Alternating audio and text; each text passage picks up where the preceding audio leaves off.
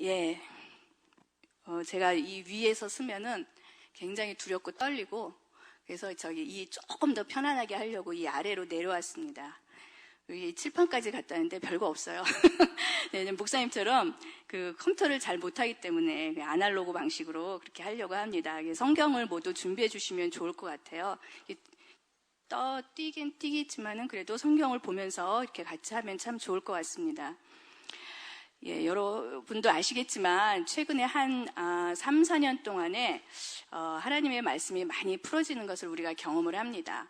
제가 저 개인적으로도 제가 속해 있던 단체 그 동아리가 굉장히 성경을 파고다는 단체라서 성경을 굉장히 많이 공부를 했어요. 저희가 그것을 PBS라 그래서 퍼스널 바이블 스터디라 그래가지고 PBS 하는데 이거를 뭐라 그랬냐면 피보세 이렇게 얘기를 했거든요. 그 앞 글자만 따가지고 그 정도로 그렇게 성경을 굉장히 파고들었던 그런 단체였고, 그다음에 기독서적을 굉장히 많이 읽었던 그런 단체였기 때문에 참 성경에 대해서는 참 많이, 그리고 제가 또 그런 간사를 했기 때문에 많이 안다라고 생각했는데, 저 개인적으로도 봐서도 한 20년 동안 알았던 그런 성경의 그런 어떤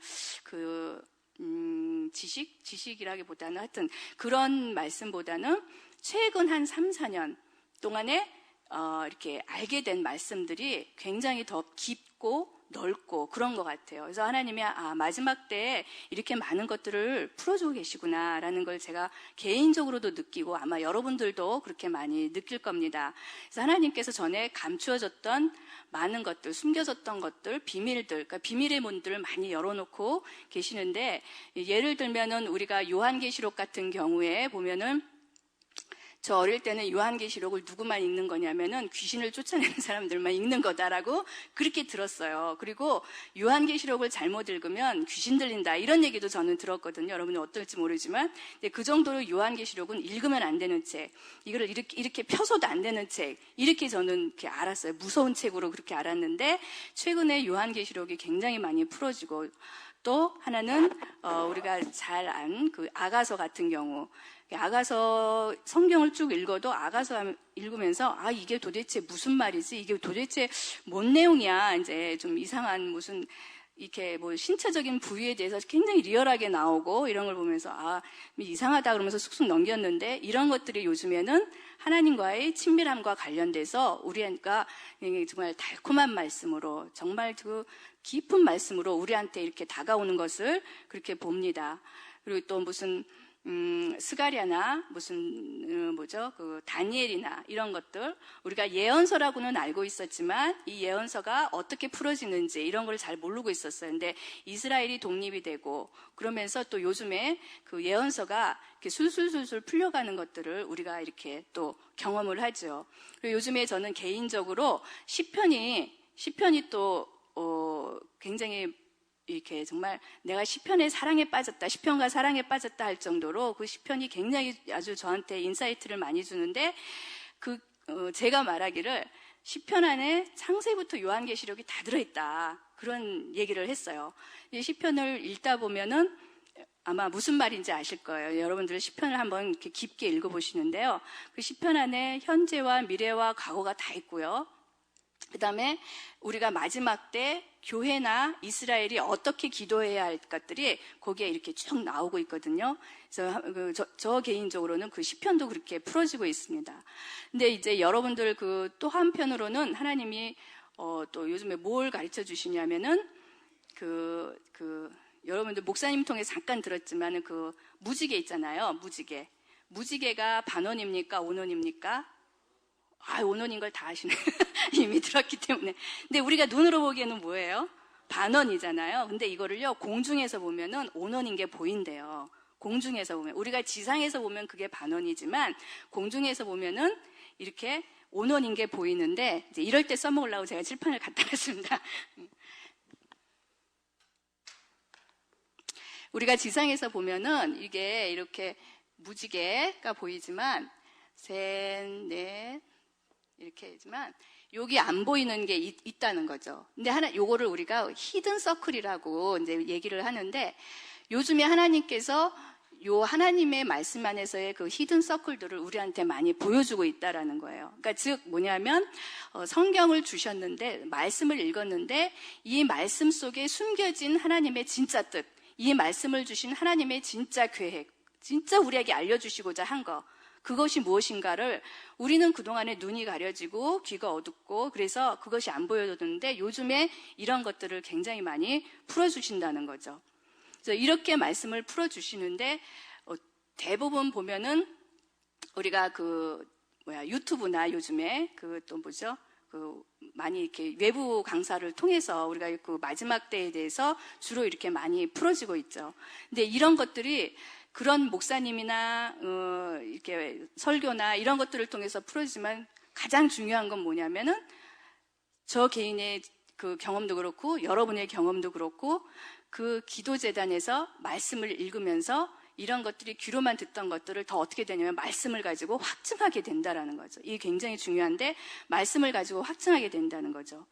그래서 저는 어떨 때는 여러분들도 그런 경험 하기도 하겠지만 저는 그날 아침에 기도재단에서 깨달아진 말씀이 그다음에 제사장 기도 왔을 때 본 말씀과 혹시 그날 설교를 들었으면은 설교에서 들은 말씀과 본문은 너무나 다른데 이것이 막 서로 연결돼서 더 깊은 깨달음으로 가는 그런 경험 혹시 하셨나요? 예, 그런 경험 하시죠.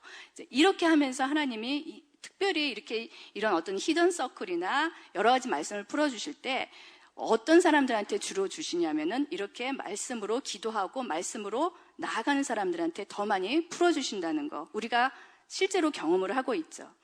근데 이렇게 하는데, 우리가 그것을 받을 때 어떤 마음으로 받느냐, 이게 굉장히 중요한데, 여러분들 등경 위의 등불, 비유 아시죠? 등경 위의 등불.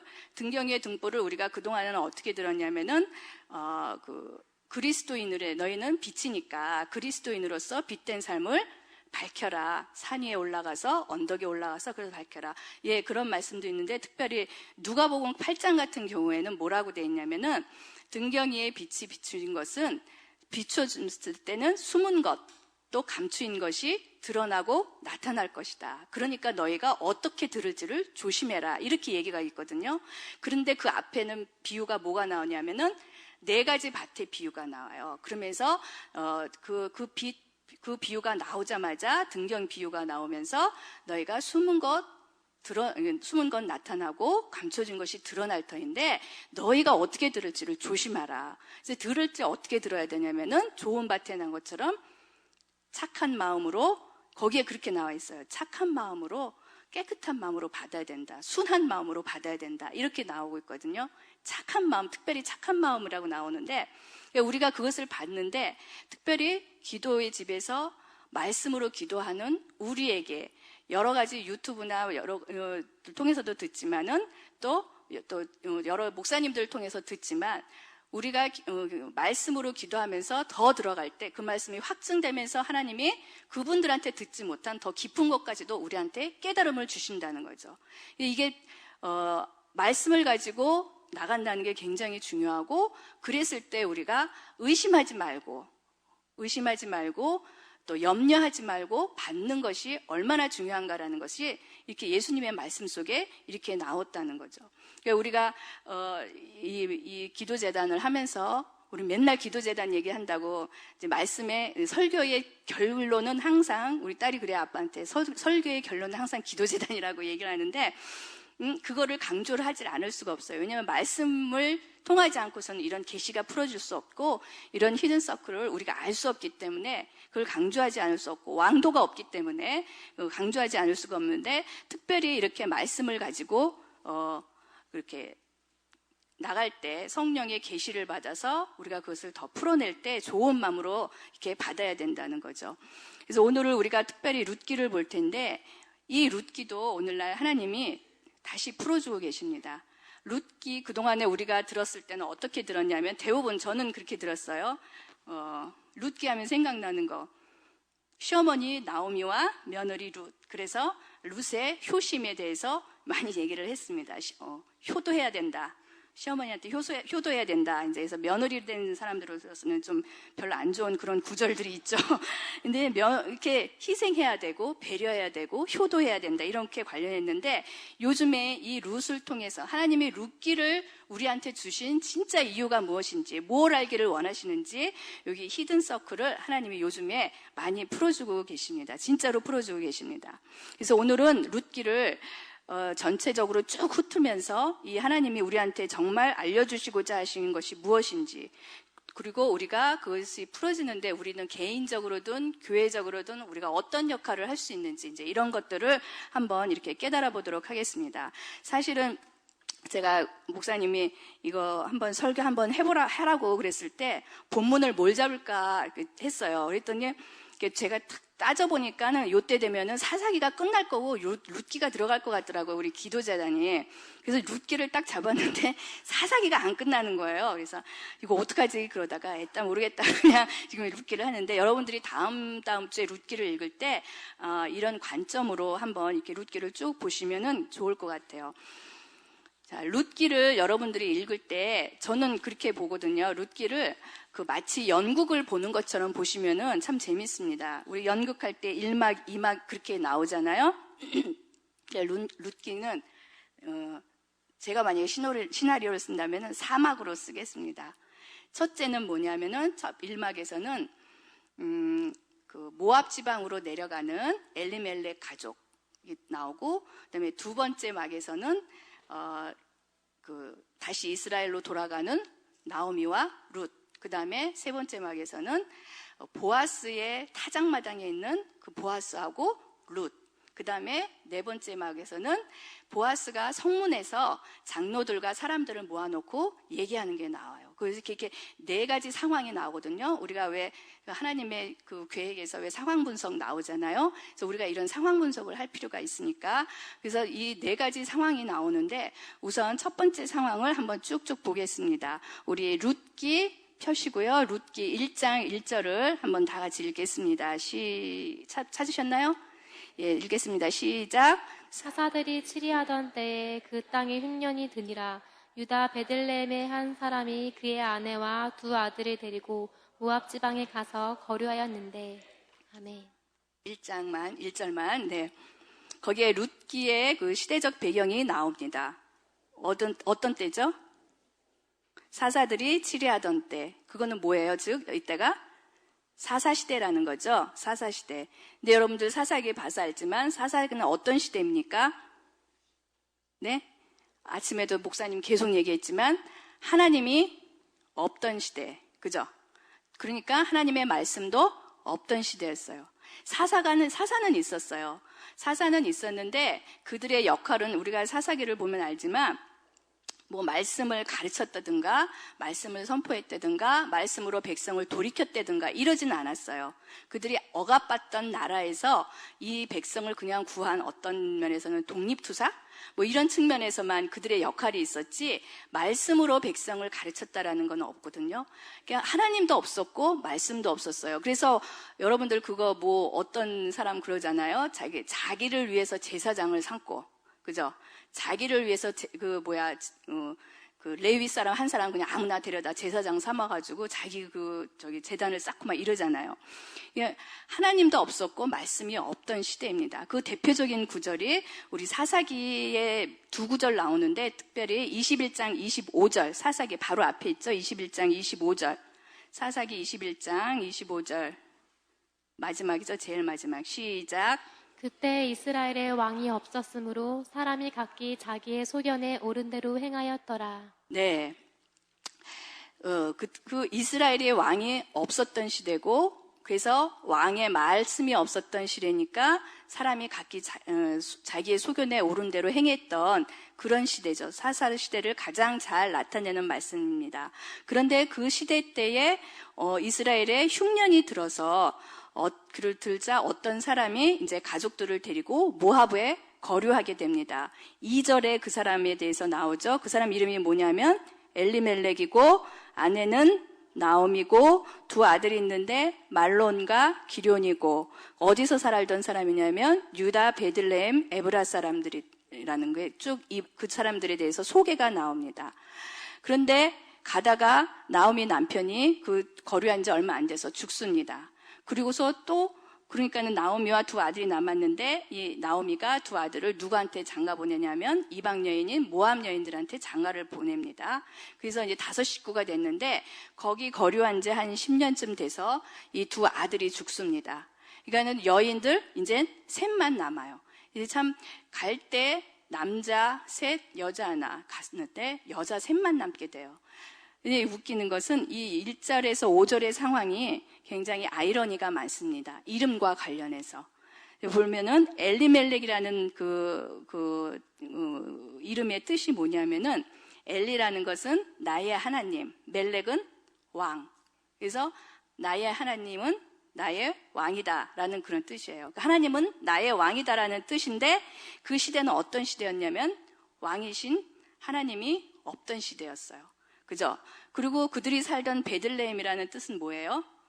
빵집, 떡집이란 뜻이잖아요. 근데 빵집에, 떡집에 떡이 없는 기근, 흉년의 시대인 거예요.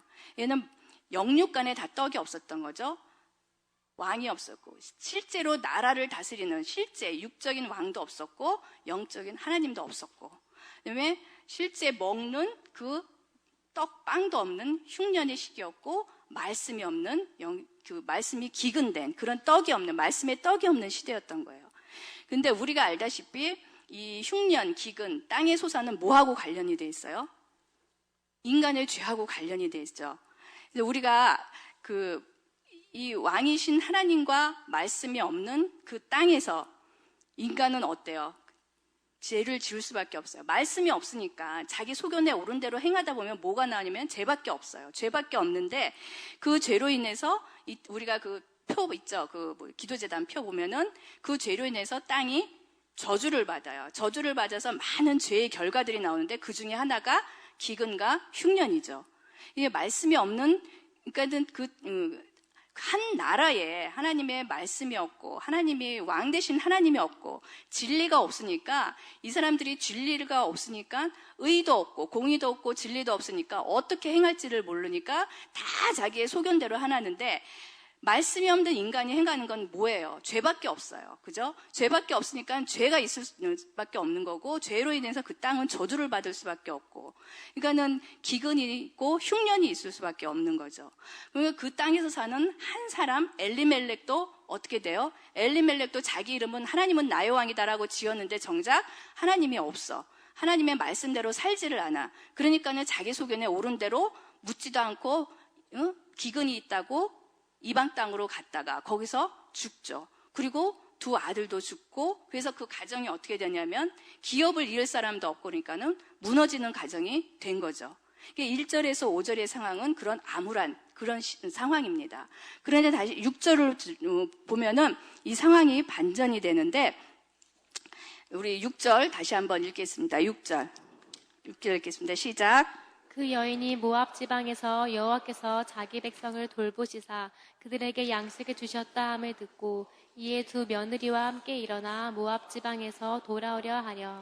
네, 이제 여호와의 돌보심으로 이스라엘에 양식이 생겼다는 소식을 듣고 이제 두 며느리와 함께 떠납니다. 오르바하고 룻하고 떠나는데 오르바는 이제 나오미가 보니까 며느리가 너무 불쌍한 거예요. 그러니까는 며느리한테 얘기합니다. 나한테 또 아들이 있어서 우리가 너를 기업을 물을 아들도 없고 내가 또 다시 시집을 가서 아들을 낳아서 기업을 물을 만한 그런 나이도 안 되니까 너는 그냥 돌아가라 그렇게 얘기를 해요. 그러니까 거기서 오르바는 돌아갑니다. 그런데 룻은 붙쫓습니다. 붙쫓는다는 표현, 나오미를 붙쫓는데 그것이 1장 14절에 나와요. 14절 우리 다 같이 읽겠습니다. 시작. 그들이 소리를 높여 다시 울더니 오르바는 그의 시어머니에게 입 맞추되 룻은 그를 붙쫓았더라. 아멘. 그를 붙쫓습니다. 근데 이게 왜 나오미가 왜 룻이 나오미를 끝까지 쫓아갑니까?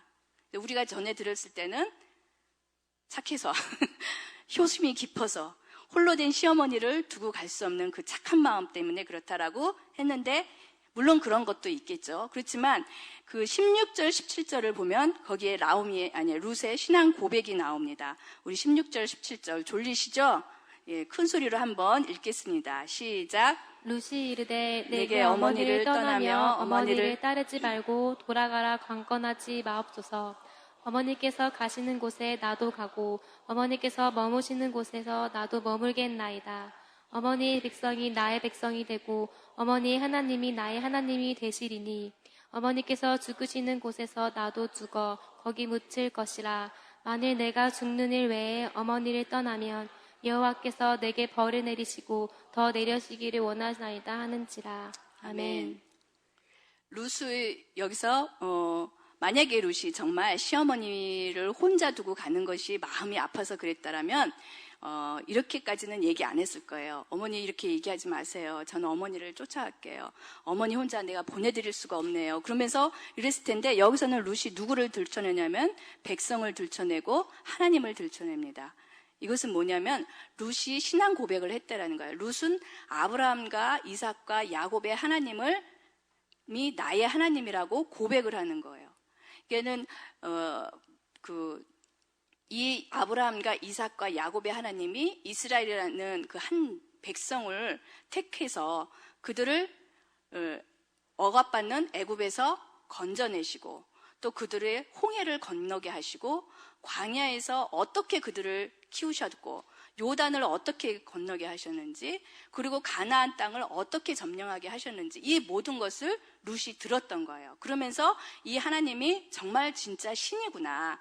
우리 지방에도 우리나라에도 신이 있지만 이 하나님이야말로 진짜 신이구나라는 그런 믿음이 확고하게 있었던 거죠. 마치 기생 라합이 고백하면서 그들을 그 정탐꾼들을 살려줬던 것처럼 룻도 그 소식을 듣고 그 많은 얘기를 들었겠죠. 이스라엘의 그 어떤 얘기들을 그러면서 이 신이 정말 신이다. 이 하나님이 정말 하나님이다라는 것을 믿고 그러면서 이 고백을 하는 거죠. 예? 그러니까 그 하나님이 진짜 신이기 때문에 나는 그 하나님을 내 하나님으로 믿겠다. 그리고 그 하나님이 함께 있는 이 백성을 내 백성으로 삼겠다라고 아주 거기 그러면서 나오미를 쫓았던 거죠. 딱 한 몸을 이루고 나오미를 쫓아서 이스라엘로 그렇게 가게 된 거죠. 그러니까는 여러분들 그 밴드에 올리신 거 봤나요? 신학자 4명이 이렇게 대담하는 거. 그죠? 조명숙 집사님이 3부작 올렸던데, 거기에 3부작인데, 3부의 맨 끝에 보면, 마크 빌츠 목사님이 그런 얘기를 하신 게 있어요. 그러니까 룻하고 오르반은 이스라엘의 접붙임을 받은 마지막 시대의 두 교회를 대표한다. 이렇게 얘기를 했어요. 보셨어요, 혹시? 네? 다시 이 룻과 오르반은 이스라엘의 접붙임을 받은 마지막 시대의 두 교회를 대표한다. 룻은 이스라엘 나오미한테 나오미를 붙어서 이스라엘로 오지만 오르반은 나오미에게 등을 돌려서 돌아가는데 이것은 곧 뭘 말하냐면 이스라엘을 지지하고 마지막 추수의 일을 함께할 그래서 메시아를 오게 할 그 마지막 시대 한 교회와 또 하나는 이스라엘의 등을 돌리고 단일 세계 교회를 형성하게 될 한 교회, 이게 두 가지의 교회로 이 두 사람을 대표한다라고 얘기를 했거든요. 이게 바로 하나님이 룻기를 통해 우리에게 알려주시고자 하는 이 히든 서클이라는 거죠. 요즘에 마지막 시대 때 우리한테 알려주시고자 하는 이 얘기라는 거죠. 그리고 또 그 이슬람 지하들을 말한다. 거기를 보면은 혹시 보셨어요? 랍비가 얘기하는 거 굉장히 무겁고 중요한 주제인데 안 보신 분들 꼭 보시기 바랍니다. 혹시 보신 분들 그거 너무 안 보셨네요. 여러분들 하나님이 풀어주시는데 착하고 좋은 마음으로 좀 받으십시오. 이 좋은 걸 주시는데 착하고 좋은 마음으로 받아서 더 풍성해져야죠. 사실 이런 것들 어디 나가서 얘기해 보세요. 알아듣는 사람 있어요? 별로 없어요. 같이 교회를 다니고 몇십 년 교회를 다니고 성경 많이 읽고 기도 많이 한다 그래도요, 하나님이 풀어주시면 모르는 일이에요. 근데 하나님이 지금 우리 교회에 많이 풀어주고 계시잖아요. 이 복을 같이 누리시기를 정말 바랍니다. 하여튼 거기서도 보면은 이 마지막 부분에 이거 마지막 좀 부분에 보면은 마지막 때에 이스라엘이 세계 여러 나라에 이렇게 어떤 공격을 받을 터인데, 그때 이스라엘이 협력해야 할 대상이 있는데 그게 누구냐면 미국이나 소련같이 그런 강대국이 아니다. 누구다? 교회다. 이런 얘기를 해요. 이스라엘이 마지막에 협력해야 할 대상, 상대는 누구냐면은 그 어떤 강대국도 아니라 교회다라는 그런 얘기를 하는데, 이 교회가 이스라엘과 연합하고 협력해야 된다. 그리고 그래야만 하고 하나님이 꼭 그러실 것이다. 이제 이렇게 얘기를 하거든요. 이게 관련이 있는 거죠. 이게 우리가 막 여기저기서 들었지만 중요한 것은 마지막 때 교회가 두 개로 나눠질 거라는 거. 하나는 이스라엘을 쫓는, 이스라엘과 협력해서 하나님께 나아가는 그런 교회, 아니면 이스라엘을 등지고 세계 단일 종교와 하나가 돼서 하나님을 대적하는 교회, 이 둘 중에 하나라는 거죠. 이게 바로 하나님이 룻기를 통해 알려주시는 하나님의 히든 서클이라는 거예요. 우리한테 알려주시는 거. 그동안에는 이것을 우리가 몰랐죠. 그랬는데 요즘에 부모한테 잘해야 된다는 거, 효도를 해야 된다는 거, 그런 메시지, 내지는 더 나아가면은 예수님의 가계를 잇는 그런 어떤 그 인물이다라는 그 메시지. 우리가 그 정도까지만 알았는데, 이제 이 마지막 때 우리 교회라는 건 이 교회만이 아니라 나 한 사람 비롯하고 또 한국교회, 열방에 있는 교회들이 어떻게 해야 할지를 알려주시는 그 하나님의 그 본래의 마음이 룻기에 담겨져 있다라는 거죠. 그런데 이 룻은 어떻게 했죠? 룻은 나오미를 부추쳤습니다. 사실 이 룻은 나오미를 따르지 않았어도 돼요. 그죠?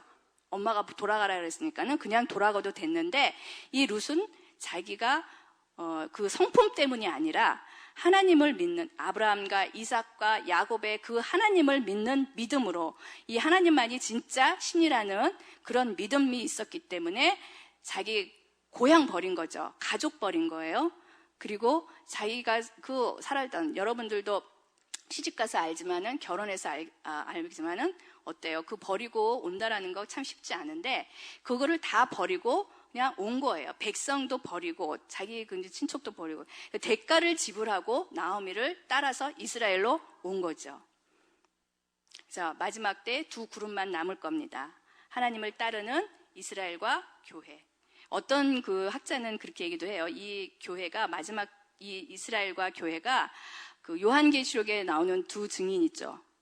두 감람나무라고도 하고 두 촛대라고도 하는 그 두 증인을 이 교회와 이스라엘이라고도 얘기하는데, 저도 좀 이렇게 공감이 많이 가는 그런 해석인데, 그렇게도 하는데, 이스라엘과 교회, 그 다음에 하나님을 대적하는 무리들, 그래서 이 두 부류로 나눌 텐데, 나와 교회와 한국교회와 이런 것들이 어떻게 어느 편에 설 건지 이제 우리한테 알려주고 계시는 거죠. 많은 대가가 있겠죠. 많은 대가가 있겠지만 룻이 대가를 지불하고 나오미를 쫓아서 이스라엘로 갔던 것처럼 우리가 대가를 지불하고도 이스라엘에 붙어서 가야 된다라는 거. 이게 굉장히 중요하죠. 그래서 이제 어쨌든 간 나오미와 함께 그래서 이 룻이 베들레헴으로 돌아오는데, 그 2장 언제까지 있냐 하면은 1장 마지막 절에 보면은 언제 돌아오죠? 보리 추수 시작할 때, 그죠? 보리 추수 시작할 때인데 이때가 6월절이랍니다. 그리고 언제까지 있느냐면은 2장 마지막 절 한번 보세요. 2장 23절 보면은 언제까지 있죠? 보리 추수와 밀 추수를 마치기까지 있죠. 근데 보리 추수는 6월절 때 시작을 하고요. 밀 추수는 초실절, 오순절 때 한답니다. 그러니까는 6월절부터 오순절까지 같이 있었던, 여기 그 보아스의 그 밭에 같이 있어요. 우리가 알다시피 6월절부터 초실절은 예수님의 초림 전에 다 이루어지잖아요. 이제 이런 것들도 한번, 이거는 또 깊게 얘기할 수 있는 시간은 없으니까 넘어가고요. 그렇게만 알고 넘어가겠습니다. 그래서 언제 돌아오느냐면 볼이 추수 시작할 때 예루살렘이 아니라 베들레헴에 돌아옵니다. 그러면서 이제 2장 1절에는 누가 등장을 하냐면 드디어 보아스가 등장을 합니다. 우리 룻기 2장 1절 2절을 한번 읽겠습니다. 룻기 2장 1절 2절 시작. 나오미의 남편 엘리멜렉의 친족으로 유력한 자가 있으니 그의 이름은 보아스더라. 모압 여인 룻이 나오미에게 이르되 원하건대 내가 밭으로 가서 내가 누구에게 은혜를 입으면 그를 따라서 이삭을 줍겠나이다 하니 나오미가 그에게 이르되 내 따라 갈지어다 하매. 아멘. 네, 룻이 우연히 이제 엘리멜렉의 친족인 보아스를 갑니다. 근데 거기 유력한 자라고 나오잖아요. 근데 유력한 자가 부호라는 뜻인데 이 부호는 그 당시에 땅을 많이 가진 사람을 부호라 그랬습니다. 근데 이 친족 보아스의 밭에서 이제 이삭을 줍게 됩니다. 그리고 거기서 누구를 만나냐면 보아스를 만납니다. 그리고 보아스가 이제 밭에 있다가 저 여인이 룻이라는 것을 알게 되죠. 그러면서 그 룻을 보호합니다. 어떻게 보호하냐면은 여러 가지로 보호하는데 이제 룻한테 내가 너의 얘기를 들었다. 참 착한 여자구나. 그러니까 우리 밭에서 계속 있어라. 딴 데 가지 말고 계속 있어라. 그리고 또 일꾼들한테 얘기해서 너를 건드리지 못하게 할 거니까 여기 계속 있고, 그다음에 물도 같이 마셔라. 그리고 일부러 저기 종들한테는 곡식단에서 일부러 이거를 이렇게 걷다가 곡식단을 걷다가 떨어지는 이삭을 줍는데 일부러 이렇게 막 떨어뜨려요. 그래서 룻은 더 줍게 하고 이제 그렇게 이제 많이 배려하고 보호를 하죠. 그러면서 여호와께서 그의 날개 아래 너를 보호하기를 원한다라고 축복도 하고 이제 그럽니다. 그런데 이 얘기를 들은 나오미가 이 보아스가 어떤 사람인 걸 아냐면은 자기네 그 기업물을 자 중에 한 사람인 걸 알게 돼요. 그게 2장 20절 나오는데 우리 2장 20절 한번 읽겠습니다. 시작. 나오미가 자기 며느리에게 이르되 그가 여호와로부터 복 받기를 원하노라. 그가 살아있는 자와 죽은 자에게 은혜 베풀기를 그치지 아니한도다 하고 나오미가 또 그에게 이르되 그 사람은 우리와 가까우니 우리 기업을 물을 자 중에 하나이니라 하니라. 네, 보아스가 기업 물을 자 중에 하나임을 나오미가 알게 됩니다. 근데 여기서 말하는 기업 물을 자가 무슨 뜻인가 이제 이거를 좀 알기 원하는데요. 기업 물을 자는 레위기 한번 펴보세요. 레위기 25장 23절에서 29절에 나옵니다. 레위기 25장 23절에서 29절 우리 다 같이 읽겠습니다. 찾으셨나요? 네, 나왔죠? 다 같이 읽겠습니다. 시작. 토지를 영구히 팔지 말 것은 토지는 다 내 것임이니이다. 너희는 겨루민이요 동거하는 자로서 나와 함께 있느니라.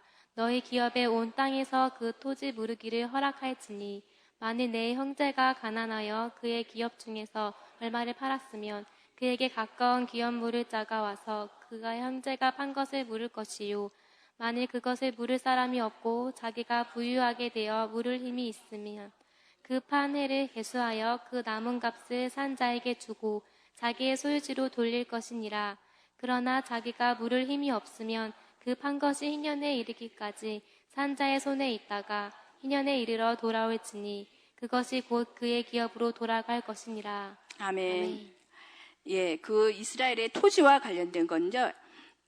23절에 보면은 하나님은 토지를 영구히 팔지 말라고 분명히 명했습니다. 토지는 기본적으로 팔면은 안 되는 것으로 그렇게 되어 있습니다. 그런데 대신에 뭘 허락하셨냐면은 토지 무르는 것을 허락했어요. 그게 뭐냐면 토지는 팔지를 못해요. 그런데 가난해서 자기가 가지고 있는 땅을 좀 팔아야 되겠다라고 생각을 하면은 그것을 그 사람의 가장 가까운 친족 중에 한 사람이 대신 물어주는 거예요. 그것이 기업 물을 자거든요.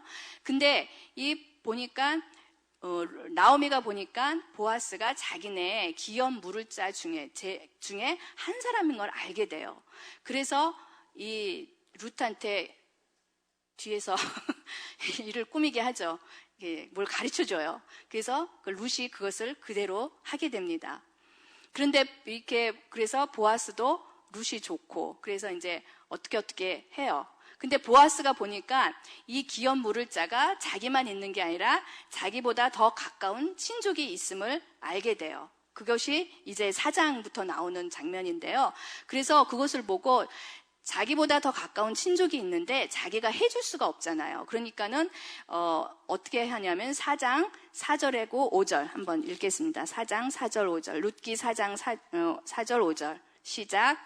내가 여기 앉은 이들과 내 백성의 장로들 앞에서 그것을 사라고 내게 말하여 알게 하려 하였노라. 만일 내가 물으려면 물으려니와 만일 내가 물으지 아니하려거든 내게 구하여 알게 하라. 내 다음은 나요 그 외에는 물을 자가 없느니라. 내가 여기 보아스가 5절도 내가 나오미의 손에서 그 밭을 사는 날에 곧 죽은 자의 아내 모압 여인 루색에서 사서 그 죽은 자의 기업을 그의 이름으로 세워야 할지니라 하니. 아멘. 이 말이 무슨 말이냐면 이제 그 성문에 장로들과 사람들을 모아놓고 이제 얘기를 하죠. 나오미가 땅을 팔려고 하는데 보니까 네가 제일 가까운 친족이다. 그러니까 네가 물어줘라 대신. 그런데 그 물어준다는 것은 그것만 물어주는 게 아니라 이 이방 여인인 룻과 결혼해야 하는 거고 만약에 룻하고 결혼해서 아들을 낳으면 그 아들은 너의 그 자손이 되는 게 아니라 그 죽은 남편의 대를 잇게 하는 거다. 그러니까 네가 어떻게 할 거냐 물었더니 그 사람이 어떻게 했냐면은 처음에는 해준다 그랬다가 보아스가 자꾸 조건을 달아요. 그러면 너 룻하고도 결혼하는 거야. 결혼해서 아들을 낳으면은 그거는 너의 자손이 되는 게 아니라 이쪽 집안의 자손이 되는 거야. 라면서 자꾸 이렇게 해요. 그러니까는 이 사람이 그럼 나는 못하겠다. 손해를 볼까 해서 그것을 거절해요. 그러니까는 그때 보니까 옷 닦구나 하고 보아스가 이제 대신 물으기로 하고 룻하고 결혼을 합니다. 그래서 그 집안에 경사가 나는데 룻하고 결혼해서 아들을 낳는데 그 이름이 뭐냐면은 오벳이에요. 오벳. 그러면서 4장 마지막 절 이렇게 18절부터 보면은 그 계보가 쭉 나오고 그 맨 마지막에 누가 나오죠? 다윗이 나오죠. 다윗의 계보가 나와요. 그런데 이 다윗의 계보, 이 계보를 이렇게 보면은 참 이렇게 재밌는 게 제가 이거를 하려고 사실은 칠판을 준비한 거예요. 우리가 그냥 쭉쭉쭉쭉 읽는 것보다 한번 자세히 보는 게 굉장히 괜찮아요. 아브라함과 이삭과 야곱에 있죠. 야곱의 12아들 중에 유다가 누구죠? 다말이랑 결혼을 해요. 아니 결혼이 아니라 다말이 사이에서 누가 나오냐면은 쌍둥이가 나와요.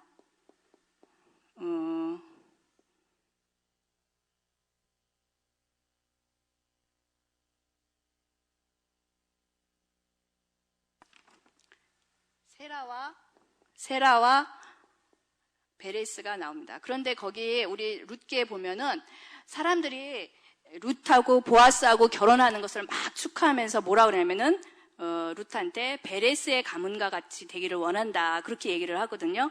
이 베레스가 나와요. 근데 이 베레스의 그러면서 그 17절, 18절 보면 베레스의 계보가 쭉 나오죠. 그래서 베레스의 계보는 이러하니라 좀인데 거기서 쭉쭉쭉쭉 하다 보면은 살몬이라는 사람 나와요. 찾았어요? 살몬이라는 사람이 나오는데 이 사람이 누구냐면은 누구와 결혼했냐면 라합이랑 결혼을 했어요. 그래서 여기서 누가 나왔냐면 보아스가 나와요. 보아스는 누구랑 했냐면 룻하고 했어요. 그래서 누가 나와요? 오벳. 오벳은 누구를 낳아요? 이세. 아이고 밑이 났네. 이세는 다윗. 근데 이 다윗이 쭉쭉쭉쭉 내려다가 보면은 누가 나면 다윗의 가문에서 요셉이 나와요. 요셉은 누구랑 결혼하냐면 마리아 밑에서 예수 그리스도가 나와요. 이렇게 되는 거예요.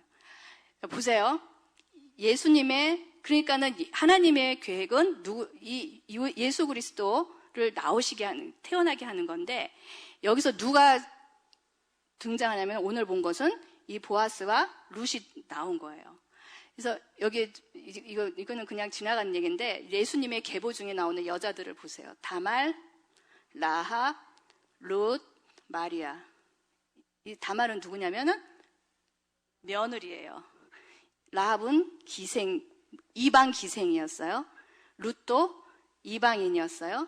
마리아는 처녀였어요. 참 많죠.